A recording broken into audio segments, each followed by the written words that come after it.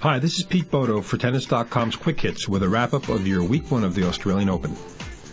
Okay, let's be honest about this. Everyone expected the Australian Open to be a corker of a tournament, but who would have guessed that the personalities at the core of the three big stories of Week 1 would have been Jelena Dokic, Carla Suarez Navarro, and Fernando Verdasco. Dokic, when we last checked, was one of the game's outstanding cautionary tales, a teenaged overnight sensation who, thanks partly to her bizarre tennis dad, experienced one of the most dramatic of all career collapses. Well, guess what? Now she's working on a comeback number 15, and it looks like this time she's going to reestablish herself as a presence on the tour. And how about Suarez Navarro, the diminutive Canary Islander who hasn't even rated her own page in the WTA Media Guide, despite having reached the quarterfinals at Roland Garros? What's the deal? You don't get a page if you're under 5'5" and hit with a one-handed backhand? Suarez Navarro, who took out Venus Williams in the second round, is now in the second Grand Slam quarterfinal of her career. Then there's Fernando Verdasco.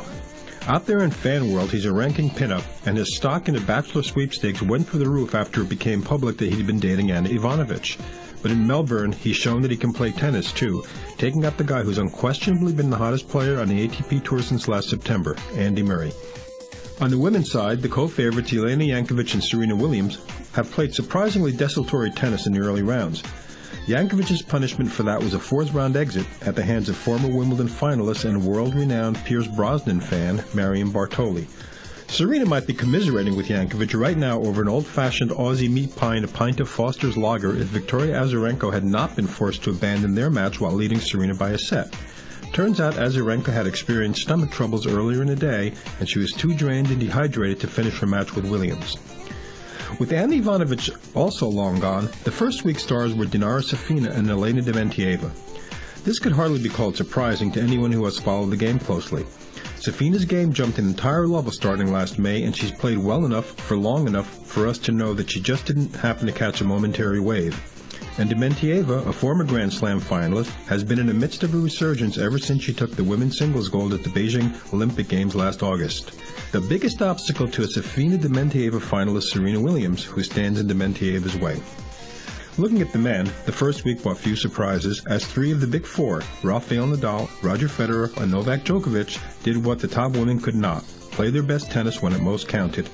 But three men in addition to Verdasco deserve to be singled out for the quality of play they've shown down under. Gilles Simon, Andy Roddick, and Jo-Wilfried Tsonga. Simon, like Safina, is in the midst of proving that his quantum leap of 2008 was more than a career hot streak. Roddick, a guy who also knows a thing or two about getting on a Grand Slam roll, is a leaner, tougher competitor now that he's hooked up with Larry Stefanki. Remember, Roddick has reinvented himself before, and that cannon of a serve could cause problems for any man in Melbourne. Tsonga earned his berth in the quarterfinals with a commanding win over James Blake, an extremely dangerous hard-court shotmaker. A finalist here in 2008, Tsonga has every right to slip into Murray's slot as a legitimate member of the elite, which means that the men's game still has a big four. And that means we'll probably be in for some high-quality tennis in the coming days. I'm Peter Bodo for Tennis.com's Quick Hits.